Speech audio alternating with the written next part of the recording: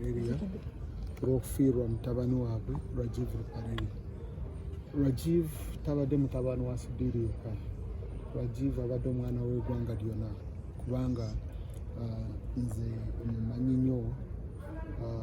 mu gurupu zaffe ez'ekivubuka y'omuntu omu abadde very loyal to friends nga mikwano gye weeri wonna ate ng'alina emikwano kuvako yasindika ekigaali kutuukira ddala ku muntu omunene oba mu bizinesi oba mu politics obaki abadde muntu w'abantu nnyo n'abadde nga ntuma mu messages ze yabadde nga tunyumyamu ng'olaba byabuuza oluusi ng'alumiriddwa ebintu ebimu nga bw'alaba ku kintu ekimuluma nga munnauganda nga munansi ng'akusindikira message ng'agamba right honorable okozesa position yo ku kino naye ng'alumiriddwa nnyo omuntu wa bulijjo n'abadde nga ndaba ne messages ezivudde abantu wonna nga kababe mu byabufuzi kababe mu bayimbi kababe mu batakisi kababe mu basuubuzi abanene basuubuzi abatini abaana b'essomero bonna nga bagamba kiki Rajiv kyabadde ng'abayamba so tulumiriddwa nnyo ntuuse okusaasira kwaffe ku Rajiv nkimanyi ku famire ya Rajiv nkimanyi president yakubidde Mwami Sudhir mbadde atleast kimpaddemu eddembe bwenjogedde ne Mr. Sudhir n'omukyala Josuma nga n'abaana abawala be nga ndaba bali strong kino bakikiriza nti kituuseeko naye tulina kuba kino kibatuuseeko kiyinza kutuuka ku muntu ekintu ekyakye tulina kutunuulamu nga gavumenti kiri ku zino construction sites z'enguudo abantu ze baba nga bakyakozesa nga tuteekako tutya safety measures kulaba nti bannayuganda tebafa sitayiro eno gye bafuddemu kubanga kati bw'olaba oluguudo nga wafiiridde akumpi n'ewange so manyiyo oluusi osanga nga babrokinze era n'osanga nga teziriyo tomanyi ddi bwe babrokinga tomanyi ddi bwe baopeninga kirabika contractor bw'abeera bwazuukuka n'agamba kulino kange neteekeku kibroka ateekako bwazuuka n'agamba kangende nkigyeko akijjako nga teri ene warning naye eno expressway olaba stretch eyo nene nnyo bw'ojja speed y'amaanyi nga teri warning Rajiv ennaku zino abadde tabeeramu yakomawo I think ku Wednesday nga tamanyi oba bateeseko oba tebateeseko kubanga I think a few days ago nayitawo nga teri bibroka nendaba nga waliwo ebibroka so ate ng'omanyi abantu abo bavuga speed mungi expressway ebeera ya speed at least 100 km/h abantu nga bavuga so kati tulina kulaba nti wonna bwe tubeera nga tuteekako ebyo ebibroka ffe nga tuteeseko controls tulina kuba nga tuteerako abantu warnings ng'otegeere nti at least mu around 200 or 300 meters before oteekeko warning vuga ku 30 km/h kubanga eri waliyo blockades byebateese so byo tulina kubitunuulamu nga gavumenti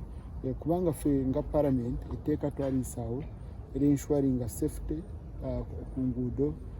kati tulina kukolegana ne gavumenti tulabe nga bwe tuteeka mu nkola ne tutafiirwa abantu abalala chairman w'ekitundu ekyo abadde nga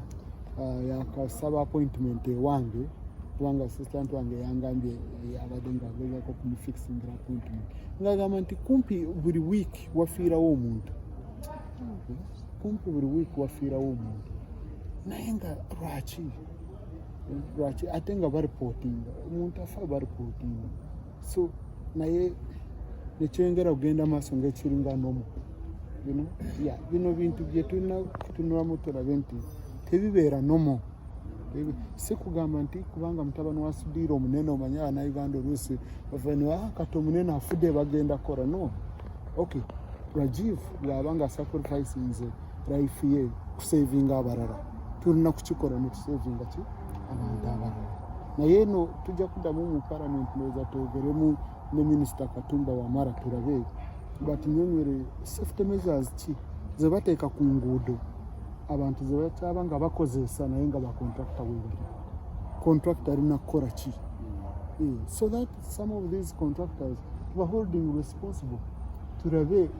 bw'oba nga tonateekako eno blockade olina kuwoninga abantu olina kuteekako sayins bwekitabeera bwe kityo ffenna tujja kufiirawo nga tetukitegedde webana warahmatullahi wabarakatuh. Byazze bubi inna lillahi wa inna ilaihi raji'un. Leero tuli wano nga tuli mu nnaku njereere olw'ensonga yonna gye mulabye wano muganda waffe muto waffe atufuddeko leero Rajivu tubadde tuwangaala naye nga n'emirimu tukola naye twali ku mbaga y'eranda ne tubadde tumulabye ng'azaala abaana kugamba kitalo nnyo kitalo ddala Allah amusaasire kyensobola. Okay, omugenzi biki byogenda omujjukirako byogamba nti alise bigase era ekyo tugenda lwawo okuleera saawa eno tuli mu kunyolwa sirina kyensobola kwogera nti kino oba kino kuba byonna bibadde birungi nze Rajivu simumanyiiko kino nga muganda wange kati sirina kyensobola kwogera sirina kyensobola kulega wabula ng'omuntu tufiiriddwa nnyo omwana abadde akyali muto ate ng'alina potential enkola ddala ebintu nga mulaba kitaawe byakoze kuba Subiri omu ku basajja abatadde omusingi ogw'amaanyi wano mu nkulaakulana eggwanga lyaffe ne mutabani we bw'atyo bw'abadde era tufiiriddwa nnyo tufiiriddwa ddala ffe ng'abantu naye okutwalizaamu ng'eggwanga kitalo nnyo kitalo ddala. Mungu yatuwa era yatujjako yali bannayuganda mwenna ne bannakampala mbakubagiza olw'okuviibwako okwa Rajivu Lubereria. Nze mbadde mumanyi ng'omuntu naye ne Dr. Sudhir naye mumanyi ne nyaabwe amaka gano nga manyi nze omu ku be yayita ne ku mbaga ye naye Allah amujjuludde. Bwe bulamu bw'ensi ffenna tulina ekiseera kye tujja okubaawo n'okuvaawo bwe bubaka bwange mwenna mbagumya katusabe famire Mungu agigumye kuba ffenna tetuyinza kumanya kye bayitamu ekiseera kino. Nzuukuse mbusanzeeko busanzi twaluddeyo mu gundi mu Kivulu ge mazima naye bwe mbusanzeeko nange nenzija saba Katonda abakuumi. Sunday on Wednesday, the country was in London. Surprisingly, we got into this tragic accident. I was told today, actually I was comparing his death with Kuruchi. Remember there was a rally driver called Kuruchi 15 years ago, and it happened to be the same date. The death of Kuruchi happens with the and secondly, the sense is helping hand to the communities, including the ghetto. We all know what happened to a young boy called Fresh Kid when they picked him to go back to school. I believe this is a unique character and we should emulate him and salute him for his contribution to our community. Thank you. Thank you, sir.